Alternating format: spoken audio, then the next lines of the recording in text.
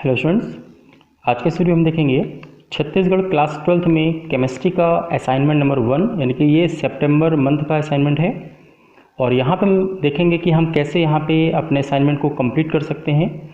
तो आप देख सकते हैं कि जैसे कि बाकी सब्जेक्ट में भी ये 20 मार्क्स का हमारा असाइनमेंट पूछा गया है, उसी तरीके से ये भी हमारे 5 क्वेश्चन हैं, each question of 4 marks. Okay, तो यहाँ पे 5 क्वेश्चन हैं। आप एक बार पहले क्वेश्चन को ध्यान से देख लीजिए कि क्वेश्चन हमारे क्या क्या यहाँ पे पूछे गए हैं, उसके बाद यहाँ पे हम इनके आंसर को देखेंगे। तो आप जैसे कि देख सकते हैं कि क्वेश्चन नंबर फर्स्ट आपको दिख रहा है कि how will you distinguish between, आपको बताना है कि इनमें डिफरेंस क्या होगा क्रिस्टल लैटिस में एंड यूनिट सेल में।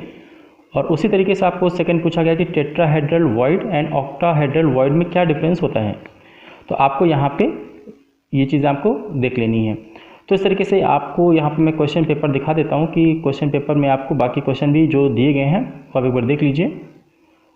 तो इस तरीके से आपके 5 क्वेश्चन है। अब आइए यहाँ पे हम लोग इसका सोल्यूशन देख लेते हैं कि हमारा जो सोल्यूशन होगा इन 5 क्वेश्चंस का वो हमें कैसे करना है। तो आपको एक बार आप सोल्यूशन भी देख लीजिए इसका। तो देखिए यहाँ पे हम इसका जब सोल्यूशन देखेंगे तो आपको पता है कि हमको असाइनमेंट सीट में इसका सोल्यूशन यहाँ पे करना होगा।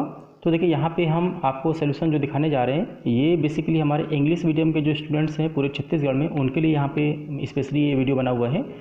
और जो भी हमारे हिंदी मीडियम के स्टूडेंट्स हैं वो प्लीज़ आपके लिए मैं एक दूसरा वीडियो भी बनाऊंगा जिसमें आप पूरा का पूरा हिंदी मीडियम में सोल्यूशन देख सकते हैं। तो प्लीज़ आप कमेंट कर दीजिए, मैं आपको जल्दी से जल्दी आपको हिंदी मीडियम का भी सोल्यूशन दे दूंगा। तो इस तरीके से आप देख सकते हैं कि यहाँ पे जो फर्स्ट क्वेश्चन आपको दिख रहा है इसमें आपसे कह रहा है कि डिफरेंस। तो आपको देखिए यहाँ पे डिफरेंस आपको दिखाई दे रहा है कि क्रिस्टल लैटिस में और यूनिट सेल में क्या डिफरेंस है कि the 3 dimensional arrangement of atom in space is called crystal lattice. उसी तरीके से यूनिट सेल में आप लिखेंगे कि the smallest unit of a crystal lattice is called unit cell. और दूसरा देखिए डिफरेंस क्या है, इट इज़, ठीक है, diagrammatic representation of constituent particles. और जबकि यहाँ पे यूनिट सेल में आप देखेंगे कि repeated unit cell from crystal lattice. तो ये इसके बेसिक 2 डिफरेंस होते हैं। और अगर आपको डिटेल में यहाँ पे जानना है कि क्रिस्टल लैटिस और यूनिट सेल के बारे में तो प्लीज़ आप यहाँ पे भी कमेंट बॉक्स में कमेंट कर सकते हैं। मैं आपको डिटेल में एक वीडियो बनाऊंगा जिसमें आपको पूरी तरीके से मैं समझाऊंगा कि क्रिस्टल लैटिस होता क्या है। अब इसके बाद देखिए क्वेश्चन नंबर यानी कि इसी फर्स्ट का ही बाकी डिफरेंस आपको भी दिख रहे हैं, ये आप डिफरेंस यहाँ पर लिख सकते हैं। तो अगर आप यहाँ पे असाइनमेंट लिखना चाह रहे हैं तो आप इसको स्क्रीनशॉट ले सकते हैं, वीडियो को पॉज करके वहाँ से आप लिख सकते हैं, या फिर मैं आपको ये पूरी की पूरी PDF मैं आपको अपलोड करके यहाँ पे एक लिंक दे दूँगा डिस्क्रिप्शन में, वहाँ से आप जा करके डाउनलोड कर लीजिए और सीधे यहाँ पे आप अपना असाइनमेंट कर सकते हैं। फिर भी किसी क्वेश्चन में कोई डाउट है तो आप यहाँ पे बता सकते हैं। तो देखिए यहाँ पे हम डिफरेंस लिखने के बाद नेक्स्ट हमारा क्वेश्चन आ रहा है कि tetrahedral void and octahedral void में क्या डिफरेंस है। तो देखिए यहाँ पे आपको डिफरेंस लिखा हुआ है, तो उस तरीके से आप यहाँ पे डिफरेंस लिख सकते हैं कि the void surrounded by 4 sphere, ठीक है, lying at the vertex of regular tetrahedral. जबकि यहाँ पे अगर आप बात करेंगे ऑक्टाहेड्रल की, the void surrounded by 6 sphere, ठीक है, lying at the vertex of regular octahedral. उसका सेकंड डिफरेंस आपको दिख रहा है कि number of tetrahedral void is equal to 2 into number of close packed spheres. जबकि यहाँ पे हम बात करेंगे ऑक्टाहेड्रल में, तो यहाँ पे आप लिखेंगे कि number of octahedral void is equal to 1 into number of closed packed sphere. तो इस तरीके से आप यहाँ पे डिफरेंस लिख सकते हैं। बाकी और भी एक डिफरेंस यहाँ पे 1-2 हैं, उनको भी आप चाहेंगे तो लिख सकते हैं।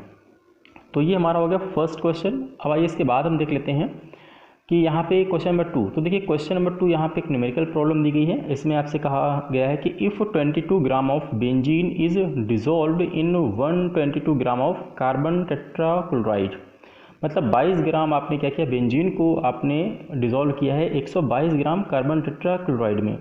तो कह रहा है कि the mass percentage of benzene, ठीक है, आपको निकालना है बेंजीन का भी और टेट्राहेड्रल क्लोराइड का भी। तो यहाँ पे देखिए सबसे पहले आप ये देख लीजिए कि जब भी हम यहाँ पे अगर दोनों को मिक्स करते हैं यानी कि बेंजीन और यहाँ पे कार्बन टेट्राक्लोराइड को, तो आपको टोटल जो मास मिलेगा वो आप देख सकते हैं कि मैंने दोनों मास को यहाँ पे ऐड किया है।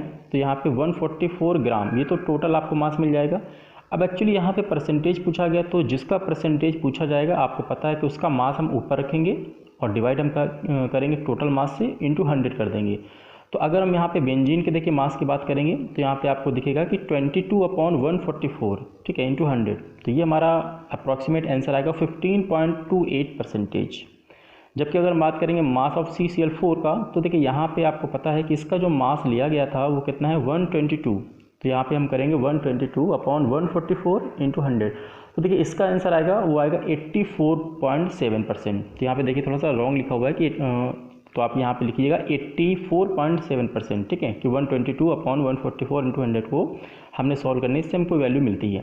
तो इस तरीके से न्यूमेरिकल पोर्शन को आप बहुत ही आसानी से ईजिली सॉल्व कर सकते हैं।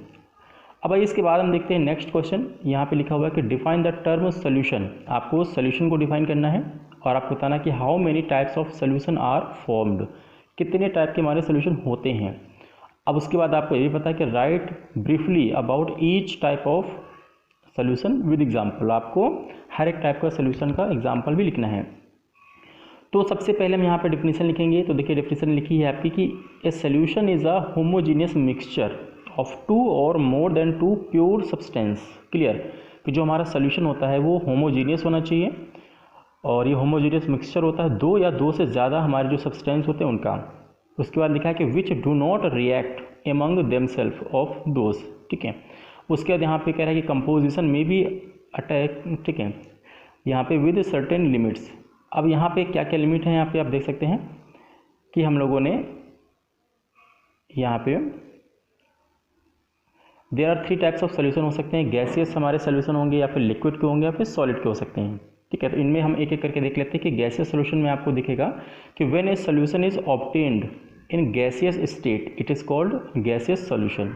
यानी कि अगर गैस और गैस यहाँ पे कंबाइन हो रहे हैं तो यहाँ पे आप कह सकते हैं कि हमारा गैसियस सोल्यूशन, जैसे कि अगर हम ऑक्सीजन को नाइट्रोजन के साथ मिक्स करेंगे तो ये हमारा गैसियस सोल्यूशन है।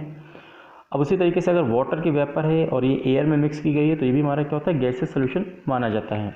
जबकि अगर हम बात करेंगे लिक्विड सोल्यूशन की तो इसमें हम देखेंगे कि when a solution is present in a liquid state it is called liquid solution.